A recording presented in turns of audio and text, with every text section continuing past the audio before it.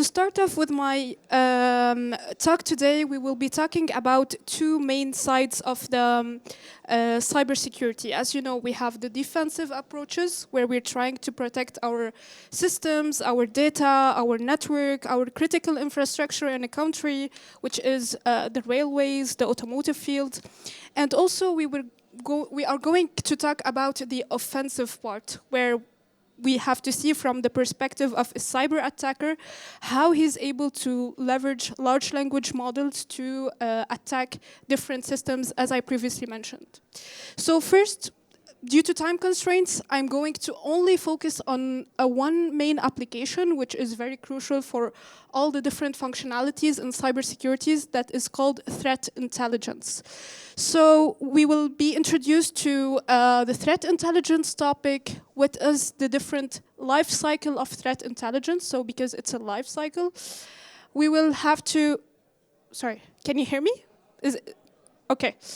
Then we will have to talk about how we can leverage the different LLM functionalities to improve the threat intelligence field. We'll discuss also some industrial applications by leveraging the Gemini Pro 1.5 large language model from Google. And then we will talk about beyond threat intelligence, so what are different applications, briefly speaking, because we don't have a lot of time, that also leverage large language model in cybersecurity. Pen testing, fuzzing, all of those applications. And then we will be briefly discussing about the offensive part due to time constraints. So, what is threat intelligence? First, you may have heard at a conference, I don't know, maybe you were attending a trade show about threat intelligence.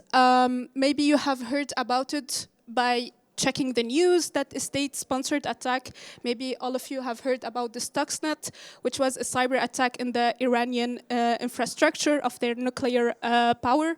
You have heard about the threat intelligence. Maybe you're at your company and you see that they want to add threat intelligence into their cybersecurity program. And all of this could be the presentation about how threat intelligence could be leveraged for cybersecurity could be a misconception, because it cannot be just a data report or PDF files that tells you what is happening. It's way more than that. So today, due to the numerous let's say, connectivity and that we see in today's vehicles, we see in today's infrastructure, we have a huge number of threat attackers that are checking the vulnerabilities in this system and that they are exploiting these infrastructures. And for that, threat intelligence means the knowledge that actually allows you to prevent this attack from happening by being aware of what is already happening in diverse industries. So who are the people that can actually benefit from threat intelligence in your company? So many people. Who are these people? First, let's start by the security operations team. You are working in a company, you receive lots of false alarms. So you need a way to anticipate that. And by that, the threat intelligence is able to provide you with some filtering by knowing what's happening all over the world. Vulnerability management. You have lots of operating systems. Each operating system has different functionalities and different vulnerabilities. So you need a way to prioritize which vulnerability to remediate first. And third, for the high-level security stuff, for sure the CEO doesn't know much about what the CVE 2023 XYZ means. So you need a way to explain what are the cybersecurity implications of a certain vulnerability happening in the infrastructure of your company. So by leveraging a threat intelligence program, we are 100% sure that we are able to increase and the performance of our company by being aware of what is happening. Before going further and checking how large language models can be used, we have to understand what kind of data actually is being used for cybersecurity. So we have to differentiate between three different types of data. First, the data. Then you have the information, then you have the intelligence. So what's the difference between these three types of information first. In cybersecurity, the data that we have could be any URL, any IP address that you have, any hash code. So this is just data that doesn't allow you to take a decision, but it's just being spread and exchanged between different microcontrollers or network system in your infrastructure. The second one is the information. So, for example, by answering the question, how many times has my organization been mentioned on social media this month? Like, imagine, I don't know, coming from France, I know EDF, like Électricité de France, let's say it has been hacked. So I would like to know if there are some leakage of information on the dark web about how many times was it hacked, or if some information are being leaked about the EDF in the dark web. I need to know more about this. So this type of data is called information. And the third one is the intelligence, which means it's the type of data that can help you take a decision. So by that, I'm able to collect some information, I'm able to analyze them, process them, and then I'm able to disseminate them and to take actions based on the information that I have. So now, knowing that we have different type of data that we have to leverage and collect to be able to make actionable decisions for cybersecurity, we have to differentiate between the different types of threat intelligence. You have mainly two types of threat intelligence. The first one is the operational, which means you have vulnerability detection, let's say security engineers in your company. They will take information from the news, from different type of, let's say, forums, social media, on the dark web. They will analyze them, and then they will make a prioritization of what can happen. The second one is the strategic threat intelligence, which means it's the information that is delivered to your CEO, that after that they will make some strategic decisions based on what will they have. So the different sources for this kind of threat intelligence are the policy documents, the news, the articles in the industry, some white papers, some research reports. So they will not be entering into the data that can be provided by, let's say, some network packets. This is not the type of input that is being fed to this kind of threat intelligence. Now that we have covered a global view of what threat intelligence could be, let's try to check what is the life cycle. So first, we have to collect some information. The information can be delivered to you in some raw format, so you need to structure and to enrich them. Then you need to analyze them, and after the analysis that you do, you have to disseminate them to different cybersecurity engineers in your company. So the incident response engineer will not receive the same information as the vulnerability management engineer. Now, how can we leverage LLM for threat intelligence? First, by using the right tool, we are able to collect the high-quality threat intelligence information that we want. And secondly, once we have the right information, we are able to leverage AI and LLM-based information to structure and to enrich this type of information. And further, for analysis and dissemination and deployment, we are able to also leverage LLM to summarize the reports and to generate reports for different kind of threat intelligence. As I previously told you, you have the strategic intelligence that is way different from the operational one, so the way you produce your report certainly should be different. So let's pass for each one of these phases and check how LLMs are being used. For the gathering of information, as I previously mentioned, you have the technical sources, the human sources, the internal sources that are used for this collection. To automate more, passing through the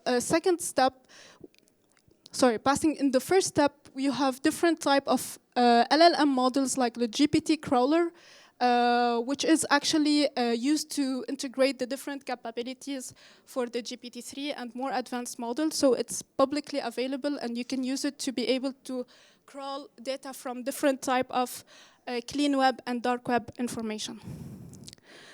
You have the Gina AI reader that is a special type of large language model that you feed them the URL, and it's able to scrub for you the right information that you need to process later on for the different steps that happen after that. for the gathering of information, I have also put for you, sorry, because I really need to be closer to explain more, but just focusing, you have on the figure that we see, you have the unstructured report that you receive that are in the HTML format. Then you feed them into a large language model that is able to transform them to a special type of threat intelligence information called CTI. Okay, so this text is the way we present the threat intelligence information. Passing through the second step, which is about data processing. I need to figure out what kind of relationship exists in the text. Who was the attacker? Who attacked what? And what was the purpose of that? For sure, a state-sponsored attacker that is attacking another country would be different than an attacker which is a script kiddie that figured out certain Python code and is trying to test it and make some SQL injection. So, luckily, in the research today, we have a new large language model called 7LLM that is able to extract for you different type of information. Like, if you see over there, you have, I'm able to extract different key entities, like what is the type of the malware, what was it used for, what is the IP address, what is the MAC address. All of this information can help me to anticipate a future attack. Because if I know the IP address of an attacker, I'm able to integrate it into my firewall to not let the attacker do an attack on my company. So, knowing by leveraging the LLM, we are able to do some key entity recognition to identify the main entity information in the text. The main relation extraction, we are able to extract important events like what was the name of the attack. Like it was Stuxnet. It's very important to be able to write this information into your database. So with the help of LLM, we are able to do that. So another type of attacks could be, of information could also be generated, like the attacks mean analysis, where we're doing some statistic of the attack. So let's say an attack called by a threat group, Lockbit. So was Lockbit able to make some attacks in the year 2023 7 times, 8 times? On which kind of industry was it attacked? So all of this information could be generated by the large language model. Another important point to take into consideration is the clustering and the association of information. So diving into the dark web, you will be able to realize that you have different type of attacker. Each attacker has different names, so what is called the pseudonym, and they have the same tactics. So Google has recently launched an LLM model that is able to actually correlate the way these different attacks are being done and to check if these type of attacks belong to the same group. Okay, so this is what we mean by what is already done by the atomic model by Google. I still have a short amount of time, so as you can see, LLM can be applied to the whole cycle of the threat intelligence. But what is being done also in the industry, you can see that we have the Google Threat Intelligence tool where we're able to enter the CVE, that is the information about a vulnerability. So you enter the number of the vulnerability, and it can tell you what kind of vulnerabilities are related to this special CVE and what is being exploited and by whom.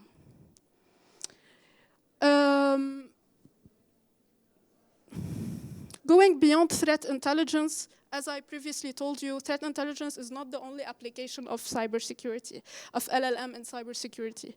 We also leverage the large language model to do some pen test. Pen test, which means, let's say I have a microcontroller in front of me, and I would like to hack it in order to know if some vulnerabilities do exist. So the way I'm going to hack it, the way I'm going to write the right instructions to be able to hack my system can be actually assisted using the large language model. One of the famous models that have been that are already in the industry is called Pentest GPT, and I highly recommend you to consider it because it leverages hack-the-box virtual machines to be able to attack minimum 64 machines at the same time. And the last one would be the reverse engineering. So imagine you have a binary file, so which means a compiled file that you would like to reverse engineer it and to know, let's say, the C code out of it. So why not use an LLM to decompile this file for you? Passing into the offensive side, so as Paracelsus said, the poison is in everything and nothing is without poison. So the dosage either makes it a poison or a remedy, and this is why we also leverage large language models for adversarial applications. Sorry for this small print size, but because I wasn't able to make it larger. What you see here is something we call kill chain. Does anyone of you know what a kill chain is? Yeah.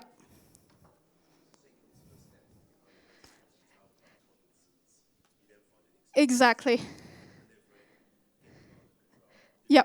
Yeah, definitely. So a kill chain is actually used in the military, and it's not something new. So for cybersecurity, we have the cyber kill chain that you see it, that is, as you have previously mentioned, you have a sequence of steps, and these steps are the steps that you start by to have an attack path to be able to take control of a network or a system or certain data that are transmitted.